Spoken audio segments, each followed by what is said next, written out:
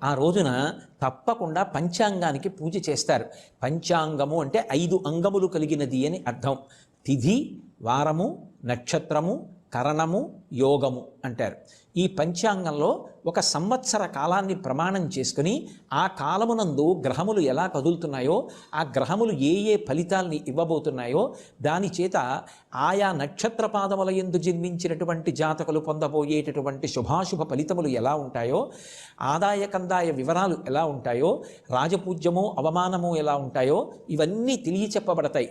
ఎందుకు ఇవన్నీ చదువుకోవడం అంటే గ్రహములకు స్వాతంత్ర్యం లేదు, అవి ఈశ్వరుడికి వశవర్తి అయి ఉంటాయి.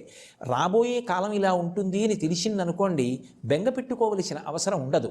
భగవంతుణ్ణి చక్కగా భక్తితో ఆరాధన చేస్తే భక్తికి ప్రసన్నుడైనటువంటి పరమాత్మ గ్రహములను ఆదేశిస్తాడు. వీడు భక్తితో జీవిస్తున్నాడు కనుక వీడికి తీవ్రమైనటువంటి ఫలితములను ఇవ్వకు, వాడు తట్టుకోగలిగినంత కష్టాన్ని మాత్రమే ఇచ్చి అనుగ్రహించమని శాసించి వాడు గత జన్మలలో చేసుకున్నటువంటి కర్మల వలన పొందవలసినటువంటి పరమభయంకరమైనటువంటి దుఃఖాన్ని కూడా భరించగలిగినంత దుఃఖంగా మార్చి ఆ ఫలితాన్ని అక్కడతో పరిమార్చేటట్టుగా అనుగ్రహించగలిగినటువంటి దివ్యశక్తి సంపన్నుడు ఈశ్వరుడు ఒక్కడే.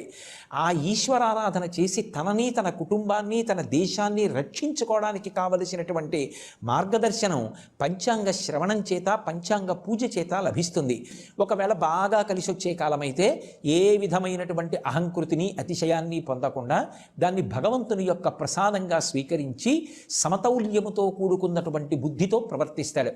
అందుకే ఆ రోజు తప్పకుండా అందరూ పంచాంగ శ్రవణం చెయ్యాలి.